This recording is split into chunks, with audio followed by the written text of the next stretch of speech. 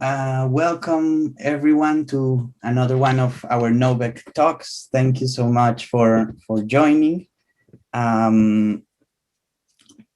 As always, we will follow a very similar agenda. I will give a short welcome first, then we will have our early career researcher for this week, who will be presenting about drivers of conformity in social behavior. And then we will have our main talk, which is in charge of Dr. Eugen Dimant, and then a few minutes more for questions. So as I always say, I just wanted to let you know that this is organized by our center at the University of Pennsylvania, the Center for Social Norms and Behavioral Dynamics. And this week, I want to tell you just a little bit about another one of our projects, as I have been doing in the previous sessions. So this one is about social norms and accountable governance in Nigeria. We are working on that with Chatham House and the MacArthur Foundation. And basically, we are doing a large study based on two specialized survey instruments applied to nearly 10,000 households in Nigeria. And we are examining social beliefs and expectations that drive collective practices around a range of topics, for example, bribery in traffic violation checks, vote selling, energy sector corruption, religious corruption, and so on. There is a first report already published that you can access in our website. The link is there if you're interested, and more results should be ready this and next year in our website as well. This is our list of all the talks. As I mentioned in the emails and in social media, this week we had Professor Marie-Claire Villeval talk rescheduled because of some conflicts. So our member, Eugen Dimant, has taken over, but we will reschedule for the summer Professor Villeval talk. And you can find, as always, all the information in novectalks.com. A few ground rules, as always, but if it's the first time you join, please mute yourself. Please try to keep your camera on if you can. Also, if you can, it would be nice to change our usernames to reflect both name and affiliation. You can ask questions using the chat at any time or raising the hand. We are also transmitting live on Facebook, and all the recordings will be available on social media and in our website. This time we won't have a co-author answering questions as in previous occasions, but you can still ask questions in the chat. And yeah, we have Enrique Fatas moderating. I will give the floor to him in a moment. So let's go to our early career researcher this week. His name is Folco Panizza. He's a postdoctoral researcher at the Vita Salute San Raffaele University in Italy. And his presentation is called Drivers of Conformity in Social Behavior. If you want to access his paper, you can follow this link or scan this QR code. And so I will go to his video now.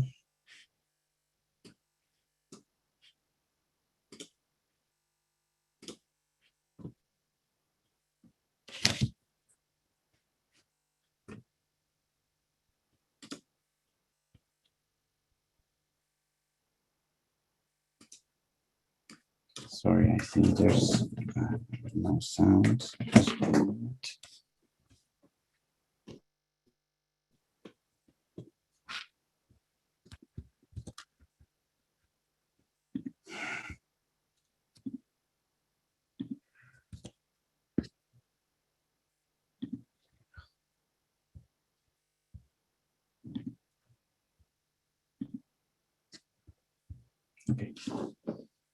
Hi everyone, I'm Folco Panizza, a postdoctoral researcher at the Vita Salute San Raffaele University of Milan.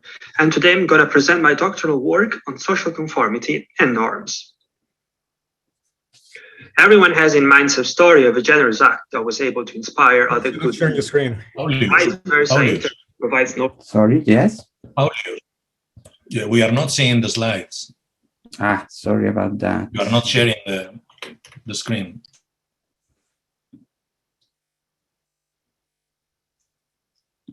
Okay, is it visible now? Yes, it is. Okay, sorry about that. Thank you. Hi everyone, I'm Folco Panizza, a postdoctoral researcher at the Vita Salute San Raffaele University of Milan. And today I'm going to present my doctoral work on social conformity and norms. Everyone has in mind some story of a generous act that was able to inspire other good deeds. Vice versa, internet provides no lack of examples of polarization of online discourse due to display of toxic behaviors. But beyond the anecdotes, there are empirical studies that confirm that people conform to social decision. What is not clear, however, is what causing it. This research has the goal to figure out why exactly this happens by comparing several competing hypotheses. That social conformity arises from a mindless copying of others, from a change of preferences like taste, or by learning about the rules of the situation. We designed an experiment in which participants play a series of dictator games.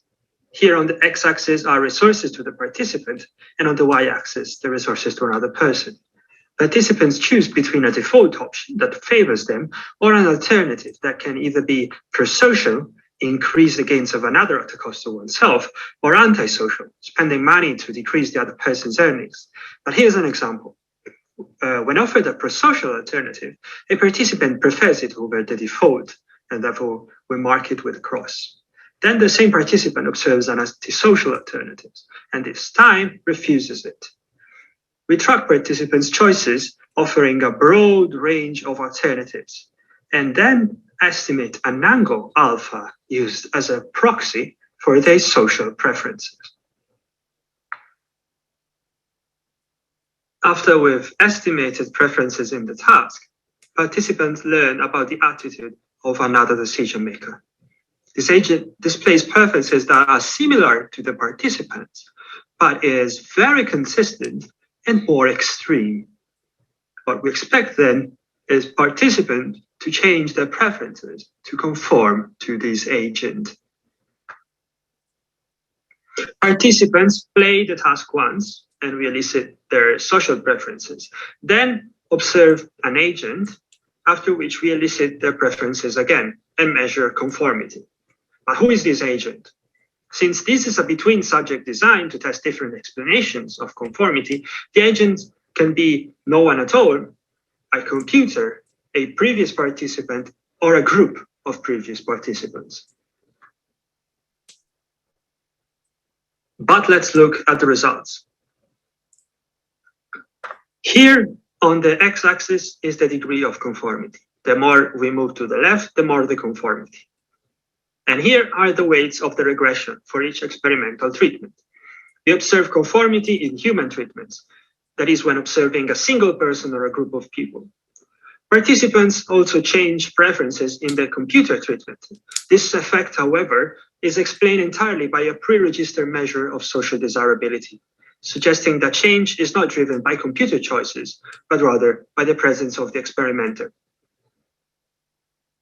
Therefore, participants change social attitude after observing a human agent, and attitude change in the computer treatment seems to be driven by vertical influences from the experimenter. What could explain conformity to human agents?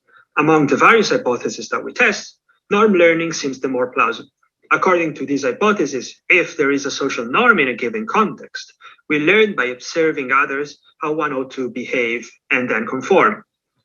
One precondition of norm learning is that people behave according to what they think is appropriate. If this is actually true, participants behaving prosocially and participants behaving antisocially should have different beliefs about what is appropriate and what is not. To test this, at the end of the experiment, we elicit participants' norm beliefs. We show them some of the alternative allocations that they saw during the task and ask them to rate them from various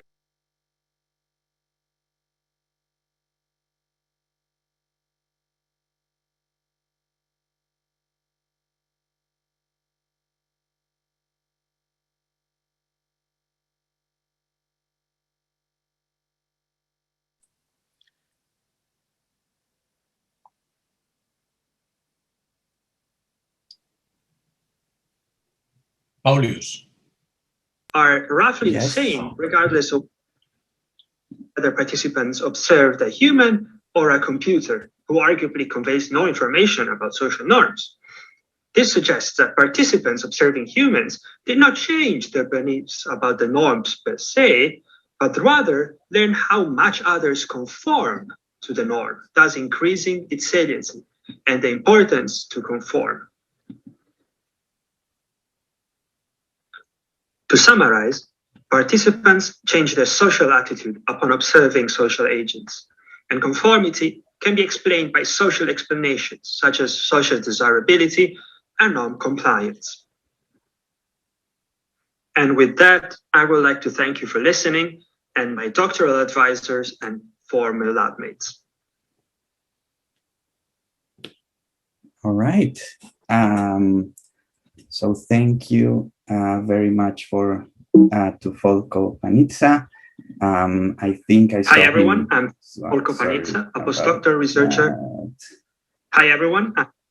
Okay, yeah, so thank you very much to Folko Panizza. I think I saw him in the audience. So if you have any questions, feel free to write in the chat. And if not, we will transmit them to him. As I mentioned, here is the link to the full paper. And just a standard announcement as well. If you would like to be featured as an early career researcher in our next talk, please send us a video before March the 28th. We will be receiving videos, as always, on a rolling basis. So if you want to do it after that, it's okay. But if you want a chance to be featured in the next one, please do it by then. And the last reminder is about our next speaker. In 3 weeks, we will have Professor Kathy Milkman from the Wharton School here at the University of Pennsylvania, speaking about a mega study approach to applied behavioral science. As always, on the same link, same time, on Thursday, the 1st April. So let's go to the main talk today. I will give the floor now to Enrique Fatas, who is one of our members and who will be moderating today's talk. Well, the rules are very similar to the rules we have used in previous seminars. So Eugen will be presenting the paper. Sadly, we don't have a second co-author today in charge of the chat. Still, I encourage all of you to submit your questions in the chat, and then Eugen will be stopping every now and then just to collect the questions from you. I will be making a selection, and if the question is long, I will give you a chance to make the question to you. If it is just a clarifying question, I may actually summarize different clarifying questions and just ask Eugen. And of course, at the end of the presentation, there will be time for questions and answers. Eugen. Great. Thanks so much, Enrique and everybody. Usually I would say thanks so much for having me, but since I'm one of the co-organizers of this speaker series, I would just say thanks for attending. For those who are late, I apologize if you expected my lovely friend and co-author, Marie-Claire. And if you're disappointed, I would be too. But on short notice, we had to swap. And so I'm presenting a different paper, and we will make time for her to present in the summer. So what I'm trying to do today is very much at the intersection of political science and economics. It essentially takes a political science topic and tries to introduce typical behavioral econ methods to understand how deep the rift of political polarization really is in the US. Many of you who are living in the US, you sort of feel this firsthand, but even if you don't, you know from the news that there's a lot of polarization in the US, often on topics that you wouldn't expect polarization to exist. My attempt and contribution to the literature is not only to measure and understand how deep that rift is, but also try to test out different interventions that may or may not reduce the polarization that I'm going to pick up in those different environments. You can check out the paper. It's very rich. I've never written a paper that has so many different experiments. I think at this point I have 15 or so in one paper. But it's just the sort of a holistic view that I try to provide. And I'm sure you can think of even more variations and experiments as I go on. And I'm always happy to hear sort of any ideas that you might have. All right, so yeah, and so I don't have any co-author in the audience because I'm the sole author on that paper, but I'm looking forward to chatting and Enrique stopping me.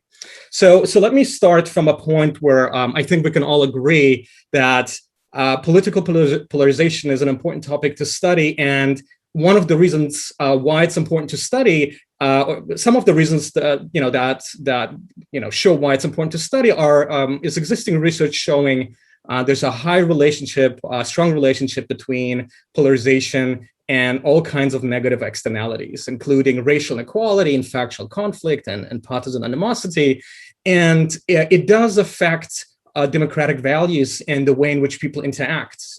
It creates these polarized clusters, and it affects cooperation and altruism, and it just creates difficulties in a society. And so at the bottom, I'm showing you two examples, one from the Pew Research Center, and then a study like an article that came out in the New York Times last summer that sort of shows this growing divide on the left of polarization in the US, and also this high correlation between sort of mask-wearing attitudes and political preferences. Now, there are other examples that may or may not surprise non-Americans here that exist in the US as examples for polarization. So I'm German myself. I live in the US, and many of the things that are going on are surprising to me as well, because you wouldn't think that your political belief should affect the way you perceive scientific insights. But that's unfortunately the case. And we see that now in the context of COVID-19, especially, and sort of the willingness to be vaccinated, that very much differs across political domains. At the top left, this is a recent study by Dave Rand and colleagues that looked at voting and the belief and trust in voting, in the voting outcome of the 2020 election. And again, you can see along all these different dimensions, there's just a lot of there's a big difference in attitudes conditional on one's political sort of affiliation.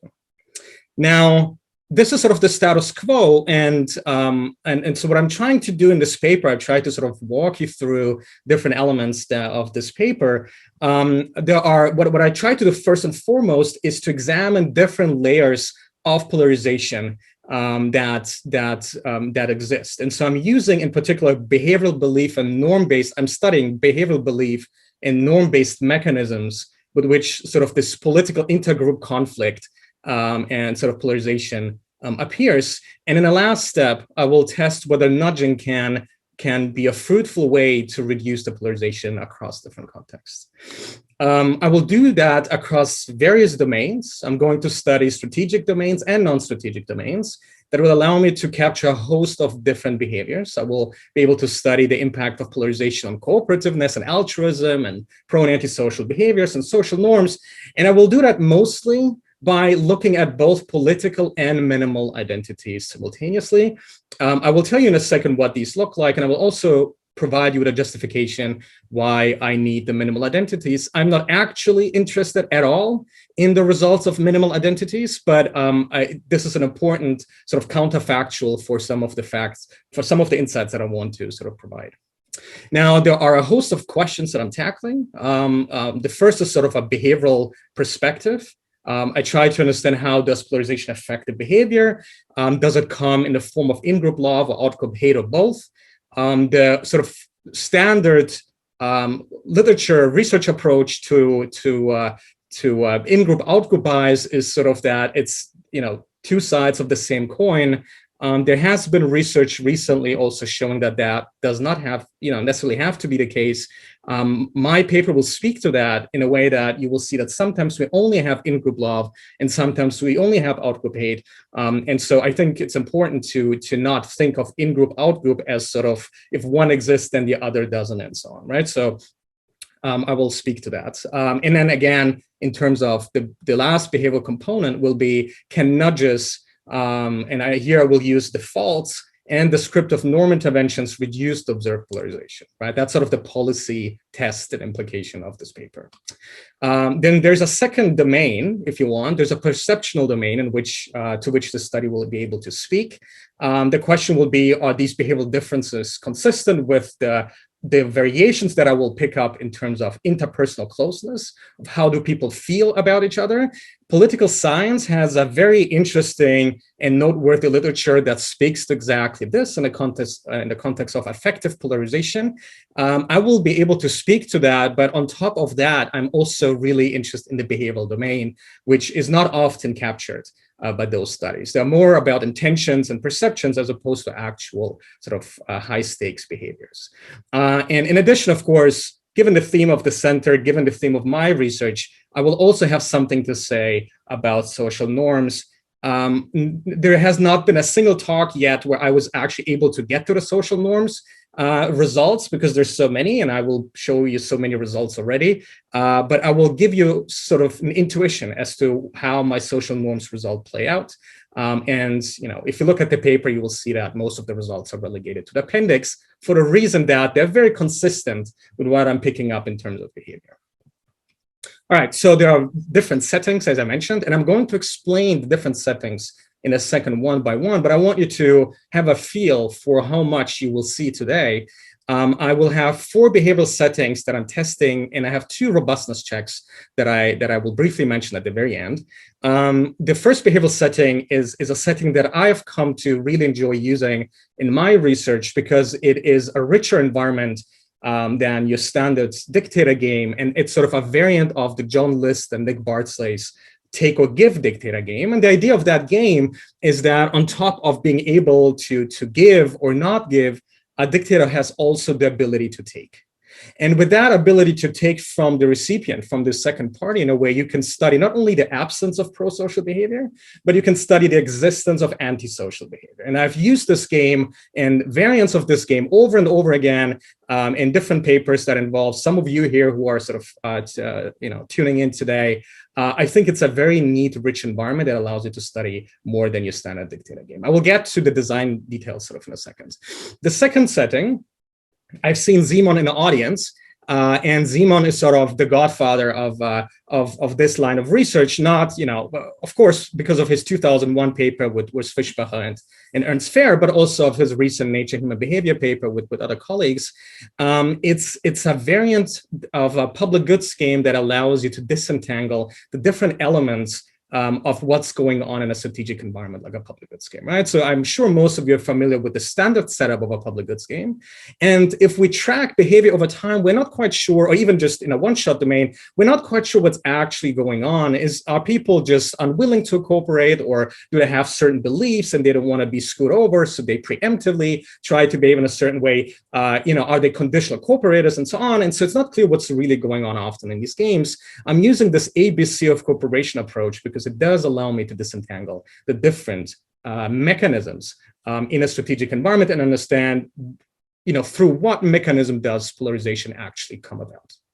And again, I will tell you all the details when we get to that point. I have a social setting. I'm using the normal elicitation by Krupka-Weber. I need, for the purpose of this study, I only need sort of the normative understanding of the participants, because I'm testing the empirical understanding and the beliefs of the participants in my experiment already anyway. And I'm using the standard Krupka-Weber approach that allows me to use an incentive-compatible method to elicit sort of a coordination on what's socially appropriate and inappropriate. Lastly, I'm using a choice architecture setting, and I'm using default and norm information nudges. In a few weeks, we will have John Bashir, who is going to talk about his very nice recent OBHDP paper on nudging, where he sort of surveyed all of the existing nudge literature and tried to systematize the different domains of nudging, I use that paper as a motivation to decide which nudges to use in my context. And the reason why I use default and norm information is because these are the most potent sort of weapons that, according to the meta study, we currently have. And so I try to use this type of sort of canon in my context and try to say, what is the best case scenario? If I use these, interventions that are the most potent one, can I actually change and reduce polarization that I'll see? All right, so I have two identity frames. I'm mostly interested in the Donald Trump political, frame, as you can probably tell from the paper's title. And I have robustness checks where I use Joe Biden and so on and so on. You will hear about that on the next slides. Importantly, I'm going to compare that in sort of a difference in difference setting to a minimal identity frame, in which I'm using the standard approach of Tashville and sort of others, where I will use preferences for paintings, Klee and Kandinsky, and you will see in a second how I do that. But the difference in the difference in the behaviors between those will allow me to pick up and talk about which of the behaviors that you see are ingroup-love, outgroup-hate, both or neither. And yeah, now there are probably already a couple of you thinking about these things, so I want to preemptively answer some of these questions that might come up. Number one, everything that you will see today, every variation of the experiment, every iteration of an identity, everything is completely between design, all right? So as a participant, you only saw one of these things. The second thing is everything is pre-registered, and I'm very well-powered. I have, 8,000 is just of the data that I'm sort of going to present you today. I have additional robustness checks that push me closer to 9,000 at this point. Most of the data was collected up to the election, leading up to the election, and some robustness checks were collected most recently. And actually, as we speak, sort of the final data comes in for one robustness check. All right. So you haven't seen any of the designs yet. So let me start with the first design, and then I will pause and we'll see whether you have any questions. So this is going to be the non-strategic take or give dictator game. The way I'm going to present the design and the results is always going to be exactly the same. I'm going to show you side by side the different sort of comparisons that I'm most interested in, right? And so on the left-hand side, you see the Trump prime approach. On the right-hand side, you see the minimal group prime sort of approach. And they only differ, as you would expect, in one domain. So every experiment starts by telling participants that there will be two stages, but they don't learn about the details until they reach, the second stage. And every experiment starts with me showing participant this exact picture of Donald Trump with the MAGA hat and the thumbs up. And I ask participant to tell me on sort of a Likert scale how they feel about Trump. And they can choose between sort of hate and love. And then I also asked them to fill out a text box, right? I asked them to justify the choice, and that delivers me really it's for two purposes, really. Number one, since all of the data collection was run online, we typically have less control over the quality of the data, even if you apply, which I try, the highest standards of data collection. It allows me to weed out non-responses, weird responses, and so on. I have independent people who coded the responses, and then I weed out the people who don't sort of pass those checks. Number two, talking about your feelings for Trump really, gets people going, right? It's almost like a self-prime. I wanted the primes to be salient enough, and I can tell you that. And one can do a complete separate paper on that. And if any one of you is doing like natural language processing type of research, I have over 8,000 often crazy responses about Donald Trump, okay? And how they feel about him and how they feel about others. I have not touched the data with the exception of understanding which of the, observations I need to drop. I have all of this data that just text. It's not, I don't ask them to write a lot, but enough for me to understand how they feel and whether that's real or not. If anybody's interested in natural language stuff, I'm happy to chat. I have all of this data. All right, so they talk about Trump, and then I tell them, truthfully, everything that you will see and everything that participants saw is truthful. I told them that they will be randomly matched with somebody else who either had an aligned opinion about Trump, right? So if you said you hate Trump, then you might see another person who hates Trump and vice versa for lovers, or who had a contrary opinion about Trump, right? And so now I ask participants to rate on a scale, a standard social psychological scale of closeness, the iOS scale, which also, by the way, Simon Gechter helped to sort of validate a few years ago in his +1 publication. that allows me to track how close people feel to each other depending on whom they see in this randomization. All right, and so basically the way it works is the more overlapping these circles are, the closer you feel to that person, and everything is explained. And you just basically click on the circle that you feel is like represents how close you feel to that person, and that's it. And so then they keep being matched with the same person. And now I'm using a variant of John List's JPE, Journal of Political Economy paper. They keep being matched with that same person. And so now they just play this variant of the dictator game. The way it works is that you as a dictator have $10, the recipient has $5, and now you can do, your action space is essentially you can give up to $5 of your own to the participant, right? And so you have 5, another one is 10, or anything in between, or you can take up to $5 from this other participant, and by that reducing the endowment of that participant to 0, and you take all the money, right? And you can do anything in between. And obviously, to achieve equality in payoffs, you would give $2.50 so that you both have $7.50, right? So before I pause, because I'm sure some of you may have questions, let me just first tell you how the minimal group paradigm works, right? And so the experiment ends here. Now, the minimal group paradigm also starts with the Trump prime, because I wanted to keep the prime with Trump and thinking about Trump, I want to keep that constant across the treatments. But also, in my data analysis, I need to be able to break down the data by somebody's Trump preferences. So I do that in the beginning, and I anticipate there will be questions about this in a second. But so let me just say that that's what I did. And so then participants see Klee Kandinsky paintings, and they just tell me which of the paintings they like.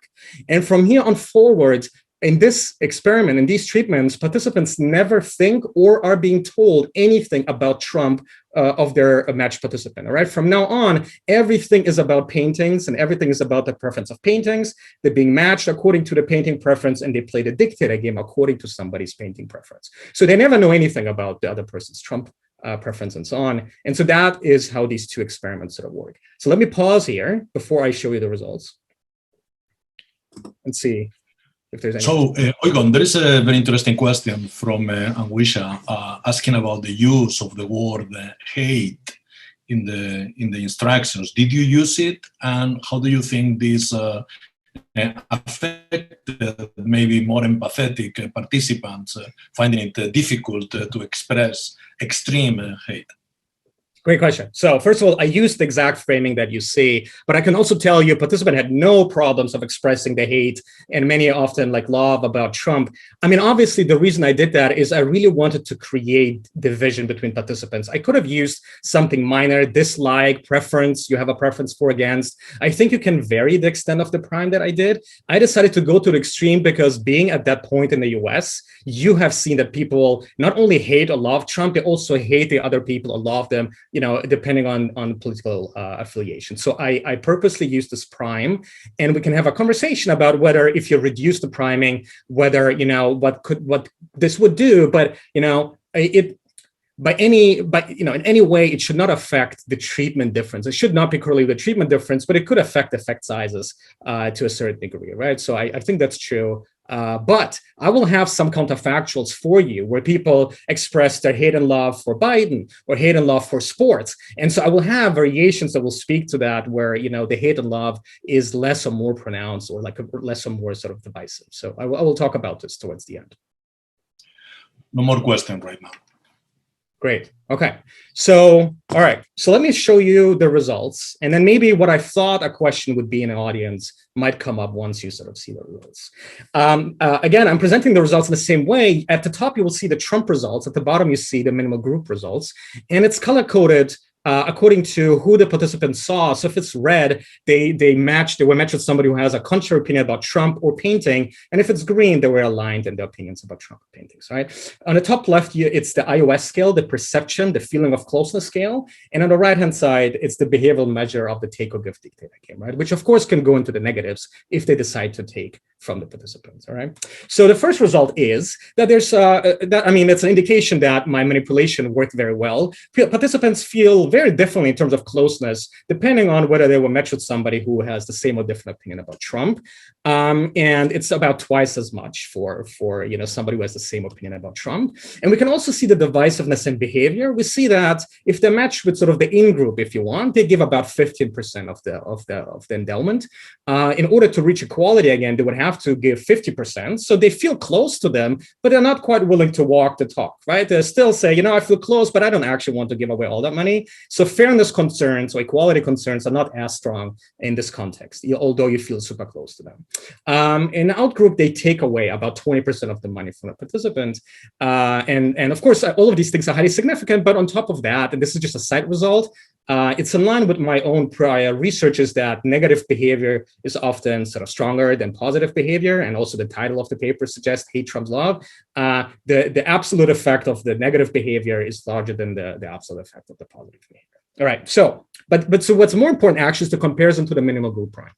So what you will see, and that's just a forward-looking announcement for all of the results that you will see, I find absolutely no differences, very convincing null effects across all manipulations of the minimal group prime in all iterations of my experiments, all right? So there's never anything significant. It doesn't matter also, and that might be a question that some of you might just had, which is any of this driven by Trump haters or Trump lovers, right? Do the people who love Trump maybe behave differently than those from, you know, who hate Trump? I don't actually find that. They're very consistent. I will not show you the results to just not overload you with results, but I can tell you that none of the results that you will see today are driven by a subgroup. They're all very consistent among those subgroups. But what's important is that none of these minimal group results are significant. And in a way, I don't care about that, because what I really care about is the difference in difference. I use the minimal group prime as a natural identity comparison. And now I'm looking at the fact as to whether something is an expression of in-group love or out-group hate by comparing the heights of the bars to each other. So for example, the way it would work is I see here's an in-group out-group bias, but by looking at the bar, I can see that the bar, sort of the hate bar, is the same height as all of the bars in a minimal group prime. So the example, the result of the closeness here is not so much that this is out-group hate. This is an example of in-group love, and right. And I will use these comparisons throughout my paper to talk about which of those results are in-group love and which are out-group hate. That's sort of the way it works. And it's the exact opposite for the behavior, right? The extent to which people are nice towards the in-group in the Trump prime is indistinguishable between those who are in the minimal group prime. But we see this very strong antisocial behavior in terms of taking. All right. So, yeah. A couple of clarifying questions. One about the information participants had. What did they know about partners? And another one is about the interpretation of the standard deviations in these binary variables. All right, so the first question is the only thing they knew is either the participants' Trump opinion or the participants' painting opinion. That's all they knew about that. I have robustness checks where I actually try to understand what people thought in terms of gender, in terms of income. If we have time, we'll come to that at the end. But that's all they knew is just the Trump preference. Can you repeat the second question? What was in terms of standard deviations? Like what is well, the standard deviations or the confidence intervals for binary variables like these ones are always sometimes hard to interpret. So the question said, what do standard deviations of proportions mean? Okay, so none of these are binary choices, right? So in the closeness, you had anywhere between 1 to 7, you could express your closeness. In terms of behavior, you could go down to the cents, right? It was a very sort of linear way in which you could modify how much money you want to take or give, right? So everything is, the interpretation here is really in sort of endowment of $5 of the recipient here, right? So there's nothing binary about any of the experiments here. It's just really you can choose anything between +5 and -5. Okay. Great. All right. So what you saw now is, in a way, that the makeup of this bias is a little bit nuanced, right? It's not just in-group, out-group. We see in-group love in the perception, out-group hate in the behavior. But this was a non-strategic setting. So it's important to understand what does this look like in a strategic setting in order to understand sort of a deeper relationship between beliefs and preferences and so on that doesn't work out in the non-strategic domain. So I'm using this ABC of cooperation approach next to understand how deep is the rift of polarization and sort of how does this play out along these different domains of a strategic environment. So the way I do that, again, Trump and minimal group prime are presented next to each other. The first sections are completely the same. There's nothing different about that. But then I play a variant of the public goods game. a two-player variant of the public goods game of the ABC approach, and it has 3 stages, and participants go through these 3 stages in a random order. And so here are the 3 stages that participants do. The first stage is I elicit the attitudes of participants. By the way, it's all taken from the original papers of Gechter and others, right? So the first one is about attitudes. I'm eliciting a schedule of a participant's type by using the strategy method and trying to understand what would a participant do depending on what the partner could do in any given environment, right? And it allows me to quantify whether somebody's a conditional cooperator or free rider and so on and so on, right? So that just follows standard literature approach. The second task is about predicting the partner's cooperation. So I elicit beliefs about what one thinks the partner will do, and you are being incentivized, of course, also based on how correct your belief sort of was, because the last stage is the actual one-shot public goods contribution, right? And so because I have all 3, especially the third stage where you make a one-shot contribution, I can make everything incentive compatible. And at the end, I pay you 1 task at random, right? You go through all the tasks, I pay 1 at random. Everything is quite standard in the way this game is implemented, all right? So I'm eliciting your attitudes, your schedule of what kind of cooperator you are or not. I'm eliciting your beliefs, and I'm eliciting your actual effective contribution, one-shot contribution to the public goods game.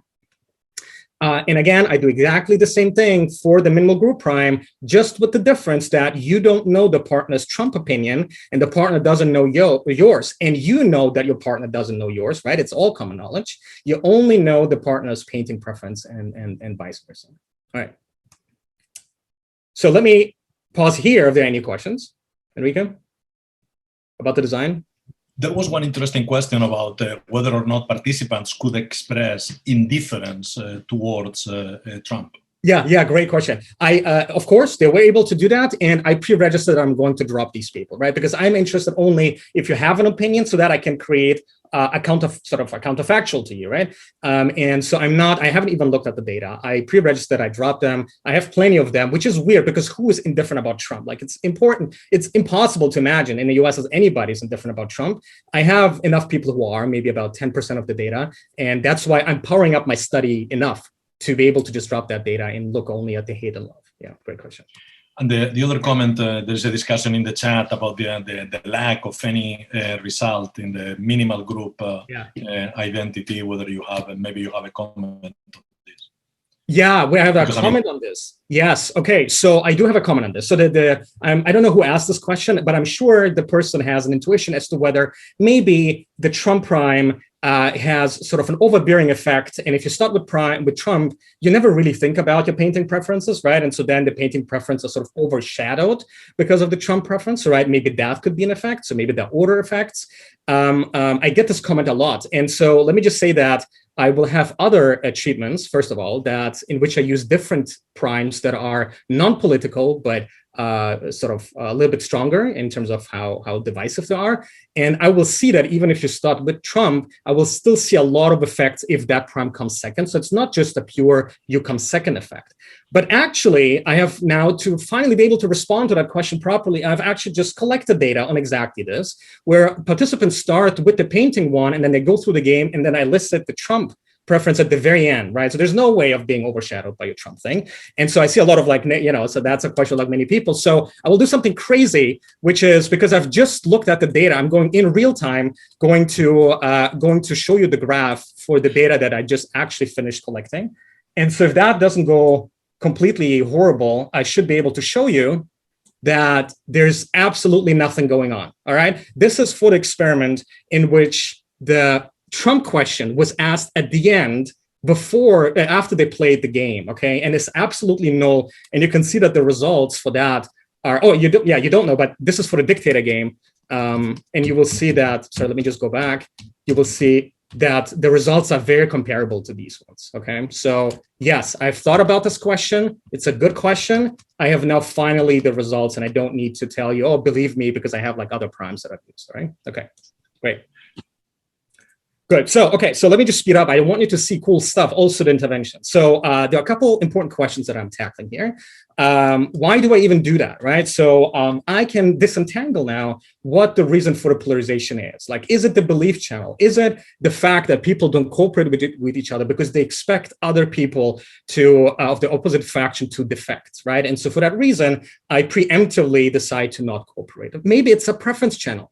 Maybe if I know that you like Trump and I hate Trump, I just don't want to even talk to you, so I'm not going to cooperate with you. Maybe it's both, maybe it's neither. I can now, using Gechter and others' approach, I'm now able to disentangle these things, right? And it's important from a policy perspective too, because I can now talk about what can we do to alleviate this effect. Like, if it's a belief effect, then maybe we can do some belief management to reduce that. And only if we just tell people that other people are actually in principle nice, although they have a different political opinion, maybe that will help, and then now let me tell you that that's not going to be that easy, right? But that, we can be in that world up to now, because I haven't shown you the result that that's technically possible.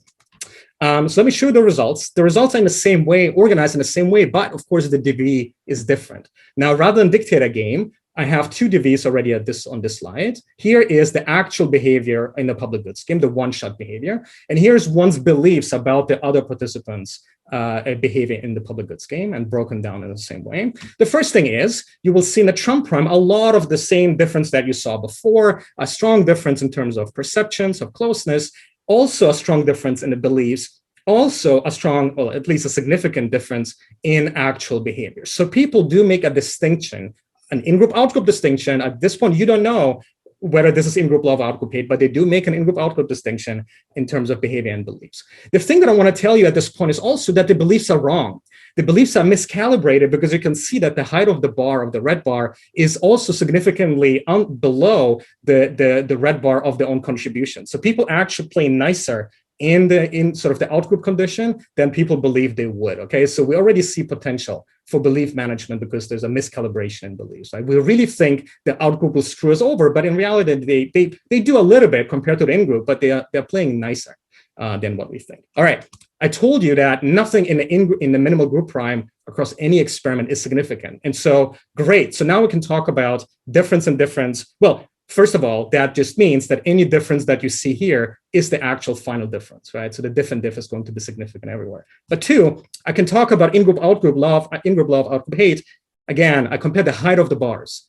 In terms of preferences and perceptions, it's in-group love, because we just like our people much more, and the hate is about the same as here. But in terms of beliefs and in terms of behavior, we see out-group hate. The extent to which we think our in-group will play nice, and the extent to which we do play nice with our in-group, is indistinguishable with how people play in the minimal group paradigm. But we do believe that those who have a different opinion about Trump will screw us over, and they actually contribute less towards them. Now, so we see that this is a belief thing already. I promised you that an additional layer is to understand the different types. Maybe you're also conditionally cooperatively different. This slide looks busy, but it's actually super easy to read, because there's essentially absolutely null effects across all comparisons. What this means for you is that in principle, participants are completely, perfectly fine to cooperate even with the other faction. They are fine doing that. I mean, according to the statistical power that are pre-registered, right? I mean, you see small differences, but you can see that they are much more narrow. Participants are definitely willing to cooperate with each other, but they don't. And they don't because they have these beliefs about being screwed over by the outgroup, okay? And so that is the intuition from sort of this side of the experiment.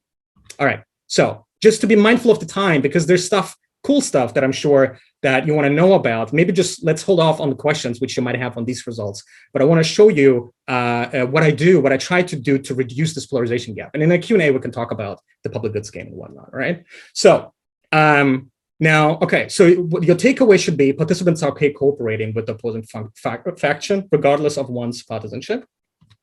Potential policy implication is we can do some belief management. We can correct the beliefs, and then maybe people say, oh, you know what, I underestimated how nice you are. And so maybe, we do that and everything is great. Okay, so that's the implication. So, let me maybe not do this detour, because I have a little detour about a question that I got from Bertil Thungarten, who's a great guy, and I know many of you know, who basically asked me, pushed back and said, you know what, maybe some of the effects that you see in your experiment is because participants believe that the other groups have different incomes. Like if you're a Trump lover, even on MTurk, you might have a different sort of income. And so then the need for somebody to be nice to you as opposed to somebody else might just be different. And so maybe it's an income effect of what I think the other participants earns. And so I might be nicer to them depending on their the political belief. I have results on that. I can tell you it doesn't matter at all. Independent across all of the variations of hater, lover, participants do not think that that participant has a different income. So this income effect cannot explain any, cannot explain any of the behaviors that you pick up in my experiment. All right, so I told you I have social norms result. I have no time of getting into them. Let me just tell you that they are very, very consistent. Participants do discriminate between in-group and out-groups and anticipate that it's okay to be harsher to the out-group and it's okay to be nicer to the in-group and vice versa, right? I see this in a Dictator Game. I see this in a public goods game. The big picture is that participants are obviously conditional norm followers, right? They can anticipate sort of the injunctive side of what's going on. And they also, they behave according to what they not see, but what they believe they will see, especially in a public goods game, right? They have a belief and they act upon their belief. I never actually show them any behavior of anybody, right? So it's all about beliefs. All right. So again, you can check out the results in the paper. So here's a concluding slide, but no, I'm not actually concluding, okay? So first question that some of you might have is this polarization specific to Trump? I did one thing leading up to Biden, to the election was I just did the same thing with Biden. One would assume that Joe Biden is the counter sort of example to Trump, right? So those who hate Trump will love Biden, maybe vice versa. By the way, that's not true, but you would assume that there's a high correlation between these things. I just ran it to be able to answer that question. Is it about Trump? Because there's something weird about this personality, that it's not a politician and yada, yada, or is it about a political domain? I do the same thing with Joe Biden. Every experiment that you just saw, I find almost identical result. They are remarkably close to what you just saw, okay? Every difference is significant and the effect sizes are very close to. All right, so it's not about Trump, it's about political polarization. All right, so I have a few minutes and I want to show you something that I actually tried, right? So I just showed you all of these, sort of this dark picture of polarization is deep and people don't cooperate with each other and so on and so on. So how can we actually fix that? So I have, in addition to a bunch of robustness checks that I'm happy to talk about in the Q&A, I used two interventions in which I tried to reduce the polarization gap. As many of you know, or at least who follow my work or with whom I've been interacting, whatever, I'm very much interested in both nudges and norms. So it just makes sense to combine these things. All right, so defaults. So let me tell you that according to the John Bashir's paper, but also there's another meta study, it defaults as a nudge have a median effect size and a mean effect size of about 50%. It's 0.5, right? It's huge. So defaults are extremely potent. So I was really hopeful when I was using defaults to fix the polarization gap. The way defaults work in this context is very easy. By default, I introduce an equal split of money. So by default, a participant gives $2.50 to reach $7.50 on each side. You can override that, right? Easily, but that's the default. And so that's the way defaults work. So usually if I had time, I would now ask people, hey, Enrique, what do you think, right? And so just to avoid people telling me, oh, I knew this all along, right? So I don't have time for that. So just think about for a second what you think would happen. And I can tell you that the results are absolutely ineffective in reducing the polarization gap. Two things happen here. Number one, it is effective to the extent that it does produce an upward shift of behavior. Right? So rather than giving about 15% of the money, we now see that people give about 30% of the money. That's nice. So the defaults work by introducing a friction cost and people just say, you know what, I'm much closer to, like, I'm okay with leaving it at 50-50. And so they're too lazy and whatnot. And we actually do crowd out antisocial behavior, right? That you saw before. But the goal of this study was to reduce the polarization gap. The effect is, the difference is absolutely untouched. It's exactly the same difference. Nothing has changed. If people are matched with somebody who has an opposing opinion about Trump, they are actively overriding that choice and they are not willing to be nice to that participant. Now, as the time went on, and I mean, I essentially depleted the MTurk population, right? It was getting more and more difficult to get people who love Trump. How do you love Trump, right? I mean, that's my personal opinion here, not the centers or whatever. But it was more and more difficult to do that. So my previous iteration says I need at least 50 observations per cell. So although the effect size is, although the the confidence intervals are getting wider. It's in line with my previous illustration. You can see that, it just doesn't work. It's not conditional on the type. We still see the persistent effects. All right. I did the same thing for the public goods game. In a public goods game, the default notion is being nice to the other participants. So in terms of your contributions and your conditional contributions, you play a conditional cooperator, right? So if he gives one, you give one. If he gives two, you give two. And in the actual corporation, you give all of your money because that's the welfare maximizing thing to do. Everybody gives everything, right? And then it's multiplied and yada, yada.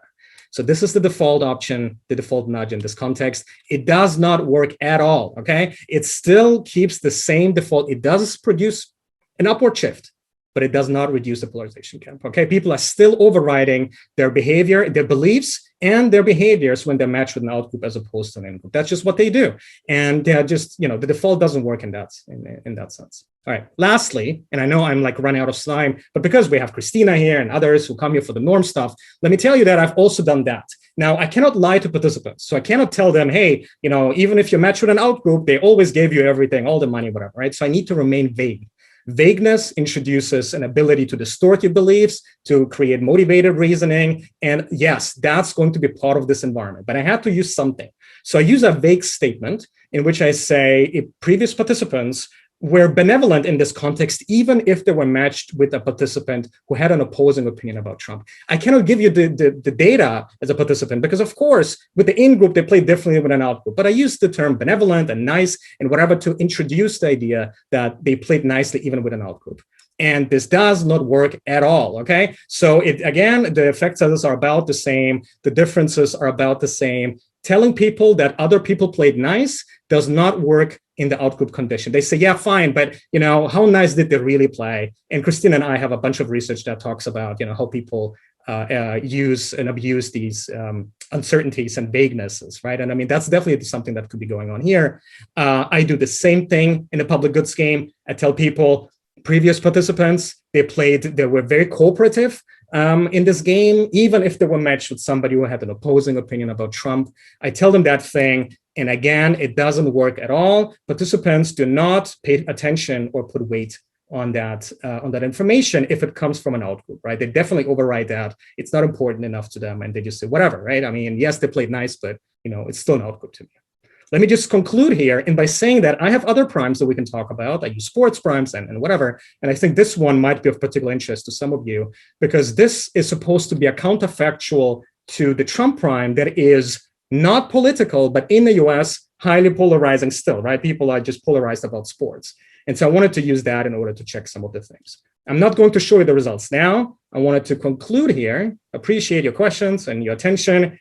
And I hope I didn't bore you. And let's have a chat about any questions that you might have. So thanks so much. Great, Eugen. Thank you. Thank you for the great presentation. So we have a few very interesting questions. Starting with one question by Ankush Asri about the meaning of political orientation. But maybe Ankush could make the question. Yeah, hi. Okay. Thank you. Thank you very much for the presentation. It was really interesting. I was wondering that you are talking about, you actually spoke about it in between, but you're talking about hating or loving Trump as an individual. But loving or hating, not loving or hating, but following certain political orientation, would that make a difference in your results, specifically regarding beliefs and preferences when you elicit beliefs and preferences later on? Great question. Thank you. I do ask that question. I asked this at the very end as part of the demographics. I put this into the regressions. It doesn't change a thing, right? I mean, it is very much aligned. I mean, I agree. One of the questions is, just because you are a Republican doesn't mean you support Trump and like all these type of things. It introduces noise, but it doesn't change interpretation of the results. I have this question. I use it as a control. The results that you show are robust to using that alternative idea. Okay, there is another question by Caitlin Tchaikovsky. A nice one, by the way. Hi, so I am curious if adding a second fact would change how a second fact to the people who have opposite beliefs and don't feel close would change what they decide to give or take in the dictator role. So if you gave two to begin with, like one likes Trump, one hates Trump, but you both like dogs, and then asked about closeness, or if you asked them to affirm their closeness, you showed the Trump and then asked the closeness and the dictator test, and then at the end said, are you sure you both love dogs?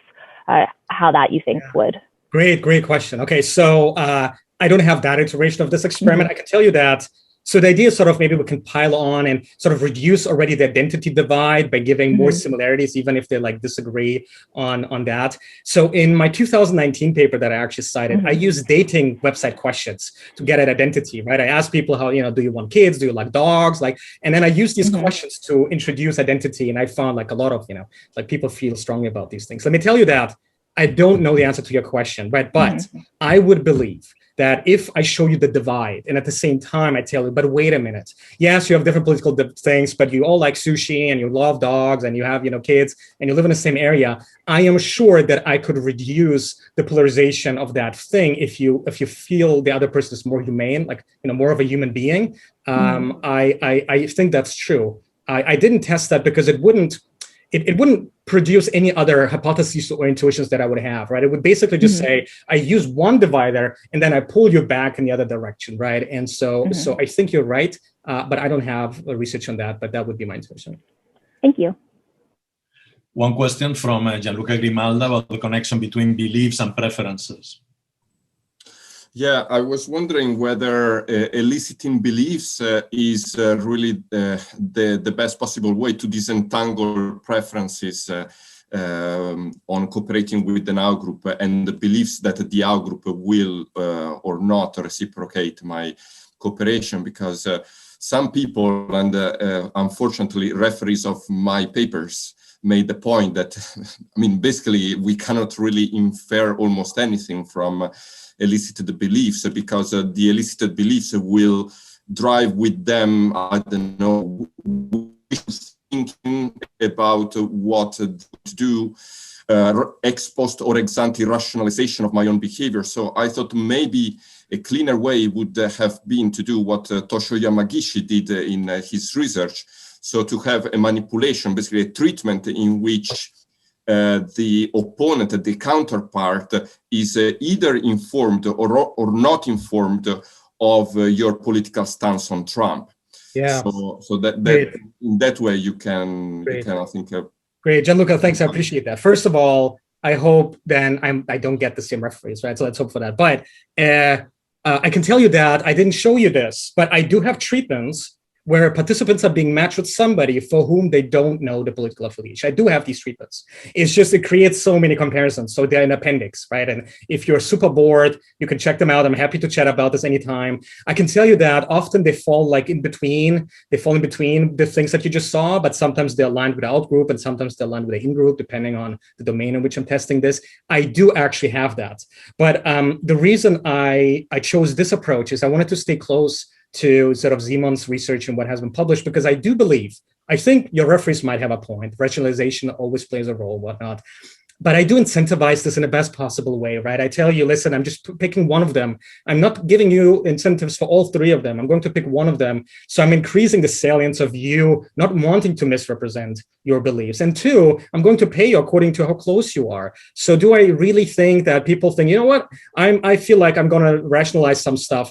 So let me tell you wrong beliefs. I think that might exist. But I believe the two things that I just mentioned, in addition to the order being randomized. So sometimes I ask you for the beliefs at the very beginning before you even know that you will play, that portion of the game. And sometimes I ask you at the end. I hope I'm sort of getting away with some of these potential problems. But, I would hope that Simon and his colleagues already fought that battle for me when they tried to push through that approach in their publications, so that I can maybe just tell them, just shoot Simon an email and he will tell you why this might still be a valid approach. So yeah, that's what I did. So there is a practical question from, let me see, yes, Bernardo Forbes.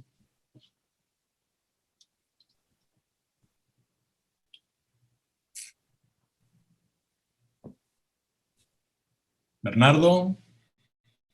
Okay, the question was about the political practical implications of nudges in this context. So, yeah, I would like to know what the intention of that question was. I mean, practical implications, defaults are probably the prime example of nudging, right? It's often quite simple to do that. I'm using an abstract, if you want, behavioral setting. I can imagine that in many situations, you can implement a default that otherwise would have produced some sort of divide. I have not thought about a specific application, but I think you can come up with a bunch of them. I can just say that the reason I use nudges is because they're often quite simple to do. And if you think about the descriptive norm intervention that I used, that is a quite simple way of doing that, right? Think about like mask wearing, and imagine I had some data on how often people are willing, to like wear masks or whatnot. If I would provide that, maybe it would get away with some of the false polarization that exists, and maybe some sort of false beliefs about other people's behaviors. And so I think it is practical, but of course, I mean, my paper just tells you that it doesn't actually work the way you think it should. And so maybe we should aim for, and that's what I argue in the paper, is maybe behavioral interventions in deeply polarizing settings are just not enough, right? Maybe it's just not enough for me to introduce some friction costs and some updates and whatever. I need to institutionally change the environment, right? And I need to introduce something, some punishment, some laws, something else. I can't just rely on simple behavioral fixes. I mean, that is the rather gloomy implication of these results that I'm showing. Okay, so let's see if we have time for a couple of additional questions before Paulius makes one announcement. Jana makes a question about reciprocity. Jana, are you still around? Yes, thanks, Eugen. Beautiful presentation. A lot of ideas to digest. I was wondering where the power of polarization comes from to bring the outgroup positive and negative effects to work. And I was wondering whether it's because it's a zero-sum game when you look, for example, at the political situation in US, and whether you think you would get similar results when you would be considering matching of participants across different countries expressing preferences for Trump, where there is actually not anymore zero-sum game when you consider the voting game within the country. Yeah, great question. So, okay, I don't have data on that. I think it's a beautiful question. You see, my public goods game is in a way not like this typical zero-sum game environment, right? If you cooperate, you can create a bigger pie and things could be nice. And if you don't, then not. I'm a little bit indifferent about that particular question in my paper. Agnostic in a way, right? I say I'm assuming that maybe part of the reason what's going on, it could be like an emotional state that is brought about by these Trump things that is not brought about by the other primes that I'm using. People are just really heated up, and they hate each other, and that's what I see in the text, the thing that they write. It could be an emotional channel, right, that introduces that. I think one way of testing that would be exactly what you suggest. Like maybe I take away sort of the direct interaction and see what happens. Another thing that was suggested to me was to use something, let's say like a third-party dictator game, where you sort of take yourself out of the equation, and now it's just about in-group, out-groups, and it now depends on how you allocate money. That doesn't affect you personally. I think that's another way of doing that. So as you can imagine, having 15 plus experiments in this paper, I have not also done that, but I think this is a great question that yields follow-up work, I would say, right? So. Okay, and the very last question coming from Aisha about the sports prime. Aisha. Thank you. Thank you very much, Eugen. It's been an amazing talk. And I was just wondering if you had time, if you were able to talk a bit more about the sports prime condition. Because I was just thinking, some people, they love sports so much that when they find out someone likes the same team as them, then maybe willing to overlook the great. Okay, so great question. All right, so we'll conclude with this. So I having come to the US, I was surprised as to how strong people feel about sports, and so I thought this is it's a good test bed. So what I did before I did the sports prime, actually, I sampled my my Twitter followers and say, like, can you think of something that is non-political but equally polarizing if you don't agree on that? So imagine like pineapple on pizza, or the way in which you put the toilet roll on, like backwards, forwards, and whatever. I used all of that. Sports just outperformed everything, right? And so I thought, okay, great. And then I used MTurk to do the same, so that I have a more scientific panel, and then, you know, it's the same thing. So then I thought how to do that. So there used to be a dating app called Hater. And that dating app is an app that Mark Cuban invested in actually on Shark Tank a few years ago. And the idea of this app is actually beautiful. It's sort of the idea is that we match people according to the things that they hate together, right? You will like each other because you hate the same things.